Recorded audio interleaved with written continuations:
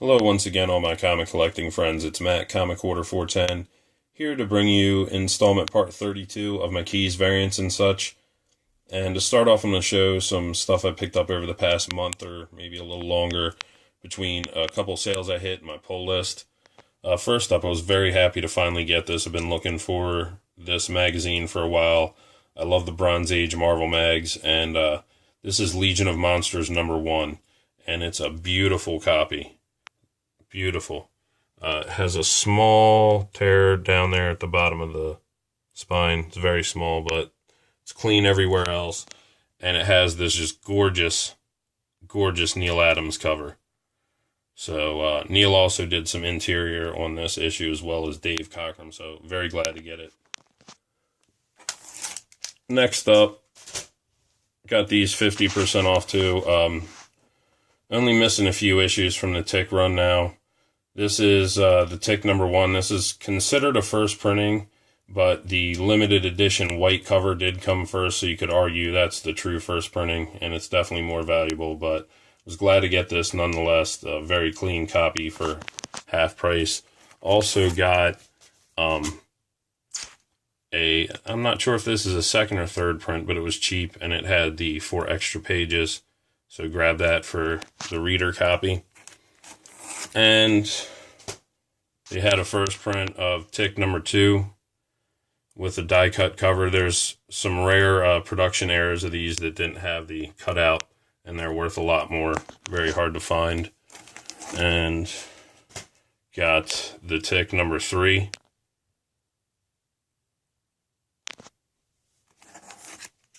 And Tick #4. So very happy to have those knocked out. Next up, got found a Crow #1, a Tundra Crow #1 in the dollar bin. Pretty nice copy too, so you're not going to pass that up. Also in the dollar bin here, found Epic Comics Stray Toasters #1 by Bill Sienkiewicz. This was a really hot book in the 80s at one point, so got that too. From my pull list, this is, I believe it's issue #40, but this is the movie variant to the final issue of Batman and Robin, and it's a homage to the Harry Potter movie posters by Tommy Lee Edwards. Really dig this movie variant. This is Supergirl, and it's a homage to The Wizard of Oz by Marco D'Alfonso. Very, very nice cover here. It'll focus, there we go. Very cool. Really dig this one. It's one of my favorites. Dave Johnson's homage to the Westworld movie poster with Sinestro. And I believe Neal Adams did the original Westworld movie poster. It's very cool. So, had to grab that one. Very interesting, I thought. I still have to read this. Frankenstein Underground #1. Coming out of Hellboy, Mike Mignola is going to tackle Frankenstein. So, very interested to read that. This got some attention briefly because I believe it's the first appearance of Anarchy in New 52, but this is Detective Comics Endgame one-shot. Another issue that was getting a little attention, went a little under the radar. Deadpool people wanted it. Hulk 13 with this Deadpool cover by Mark Bagley. This also stirred up some notice. It's first appearance of this female character. I'm not sure of her name because I have not read this issue yet. But Darth Vader #3. Gorgeous 80 Granov cover there. And one of the current trends right now in comics, they're killing a lot of characters. Somebody's going to die in a goon. Wolverine, Deadpool. They just killed Batman Beyond. Spoiler, sorry. Spoiler alert. Supposedly they're killing the Joker and Batman in the issue that's coming out, but it's obviously leading into convergence and divergence, and nobody stays dead in comics, but they had the thing with Donatello, and he's already coming back and killing off so many characters here, and G.I. Joe is killing off probably their most popular character, Snake Eyes, and this is G.I. Joe 212, Part 1 of the Death of Snake Eyes. Also, this one's kind of going under the radar. I haven't heard much mention of this, but this is Witchblade 180, and this is Part 1 of the Death of Jackie Estacado, The Darkness. So apparently they're killing him too. I believe this is a 1 in 25 variant, but when I saw this Convergence #1 Brian Boland variant of Plastic Man and Swamp Thing, I just had to buy it. Love that cover. Beautiful. Got this half price. This was like $5. This is a Neil Adams variant to Deadpool 18. And it's funny because a couple months Deadpool was on the variant to everyone else's books for no reason. And here's a variant to Deadpool 18, and it's Thor and Hercules, and no Deadpool. But very cool Neil Adams cover. Nonetheless, got this too really cheap. This is New Avengers 10, but this is the America Supports You giveaway edition to the U.S. military. Very happy to have that. Got this cheap too. Love this Bernie Wrightson cover. Absolute classic from the master of horror. Pacific Comics Twisted Tales #2. Found these. I think the set was $10 or $12, but got all 4 issues of the Psylocke mini here for $10 or $12 with covers by David Finch. #1, #2. These covers are awesome. #3.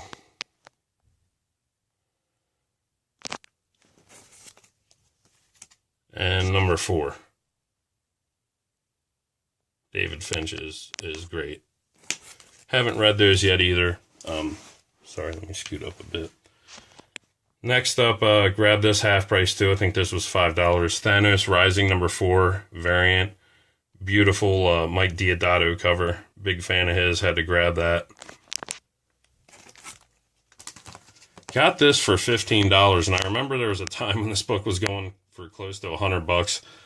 This is the 1 in 50 variant to Mighty Avengers #3 with Eminem. So snatched that up when I saw it for $15. Got this at the sale too, movie variant to Rocket Raccoon #1.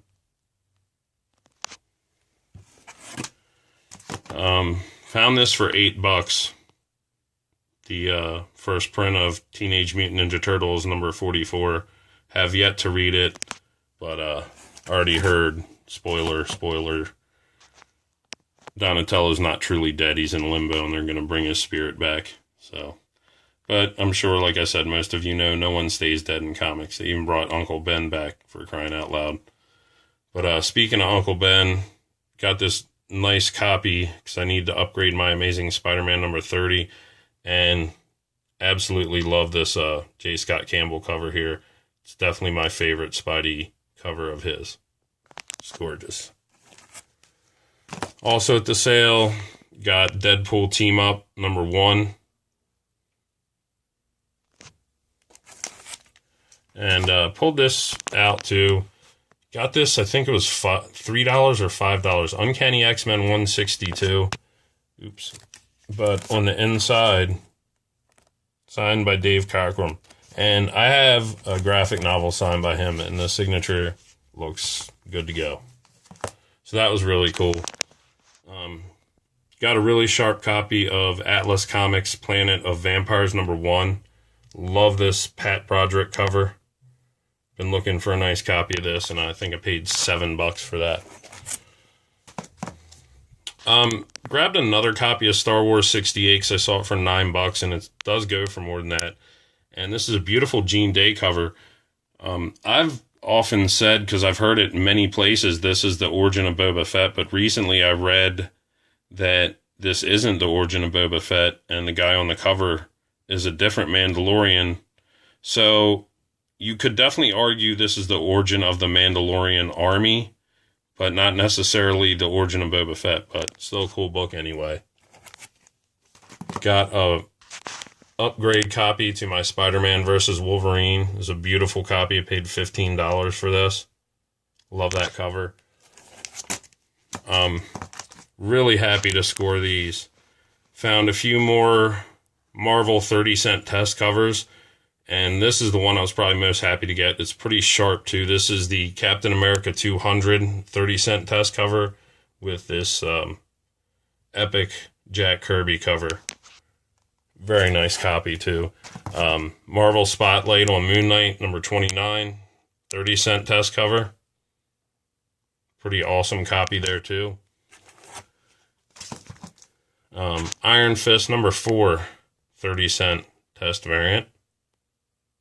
It's got some small problems on the spine. It's not too bad though. This one was really rough. He gave it to me for like $4 or $5. But Strange Tales 186, 30-cent test cover. So was super stoked to get my hands on more of those. And I'm sorry, I have a few more books back here. Apologize. One more. This is Marvel Masterpieces number 1. And I believe, if my memory serves me correct, this just shows a lot of the Fleer trading cards, the artwork in a larger format in a book. And I just really like this Spidey cover by Mike Kaluta. It's a really nice one. I don't think those cards are worth anything anymore. A lot of people, including myself, bought a bunch of them. A few years back, they did a bunch of Marvel Monsters one-shots, and I really enjoyed them because Goon creator Eric Powell did all the covers. And this is the Marvel Monsters files from Ulysses Bloodstone. Very cool. This is Marvel Monsters Group Devil Dinosaur one-shot. And I got Eric Powell to sign this epic cover of Devil Dinosaur and Moon Boy and Hulk. Very cool. Fin Fang 4 one-shot. Powell's homage to Fantastic Four number 1. Monsters on the Prowl number 1. Really dig this cover. This is a good issue. One of these, I think it is this one, yeah. It has the old style Groot from the 60s where he was in the monster comics. Where Monsters Dwell number 1. These were great reads. I recommend anyone who liked those comics, the old ones from the 60s, you'll enjoy those. This is the Marvel No Prize book number 1. Got that really cheap. It's got Night Nurse up there. Marvel Point 1 number 1. And my understanding is this is technically the first appearance of Kamala Khan, the new Miss Marvel. Don't have his first appearance, unfortunately. It's gone up quite a bit, but here's a nice copy of Marvel Premiere number 18, featuring Iron Fist. Trying to work on a run of Marvel Premiere, but I'm going to have to shell out for that eventually. Here's number 20, another pretty clean copy. It has some small damage up at the top, but fights Batroc, the Leaper. Really love this cover. I'm not sure if this is Plug or who this is. I'm going to have to look it up. I think it might be. But awesome Legion of Monsters cover here to Marvel Premiere number 28. Very cool. Here's another 30-cent test cover to Marvel Premiere number 30. The Liberty Legion. Excellent cover. Some Marvel Premiere number 32 featuring Monarch Starstalker. Tell that's from the 80s. I believe this is a... Bless you, Oscar. My dog just sneezed. I think this might be a Gil Kane cover, but this is Marvel Premiere number 36 with 3D Man. I don't know if that's its first appearance or not. I have to look that up. Marvel Premiere 38 featuring Weird World. Really dug those. They had some magazines with Weird World. Marvel Premiere 57. This is the first American appearance of Doctor Who, and it's the Tom Baker version. Got this one signed by Walt Simonson.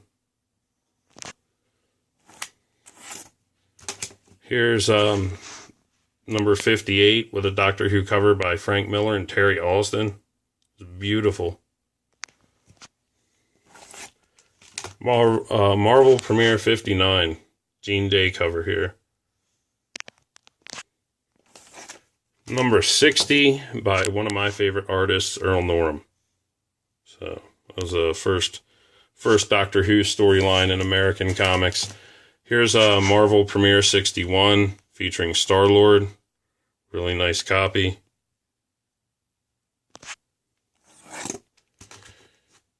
This is a series, I believe it's only 12 or 15 issues. I completed a run reasonably cheap, and I think it's often overlooked and a bit undervalued, but this is Marvel Presents number 1. This is the first appearance of Ulysses Bloodstone. Unfortunately, it has some pencil dating there, but other than that, not too bad. Issue 2 also has Bloodstone. I believe these are Rich Buckler covers. But issue 3 here, it switches to Guardians of the Galaxy by Howard the Duck creator Steve Gerber and Al Milgrom. And this is the Guardians' first solo series. You know, it's not the team from the movie, but, you know, who knows who they'll bring in. Yondu is in here, but who knows who they'll bring in the next movie. But very cool cover there. And here's Marvel Presents number 4. Here's the 30-cent cover to Marvel Presents number 4. Marvel Presents Guardians of the Galaxy number 5. Number 6.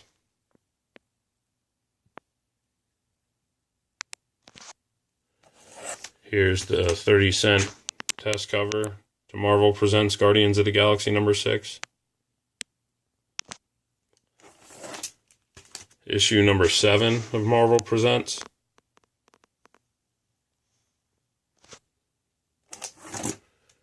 Issue number 8. Guest starring Silver Surfer. I believe these are Al Milgrom all the way through on these. I could be wrong. Marvel Presents number 9. And this is part 1 of the telling of Starhawk's origin. And Marvel Presents number 10. Also the origin of Starhawk, sorry. Thinking of the video game. Marvel Presents number 11. And the final issue, Marvel Presents number 12. Like I said, this is not a hard book to put a run together of, and I think it's slightly undervalued being that it's Guardians' first solo series. So, everyone, thank you very much for stopping by. I always appreciate it. Take care of yourselves, take care of each other, and enjoy your comics.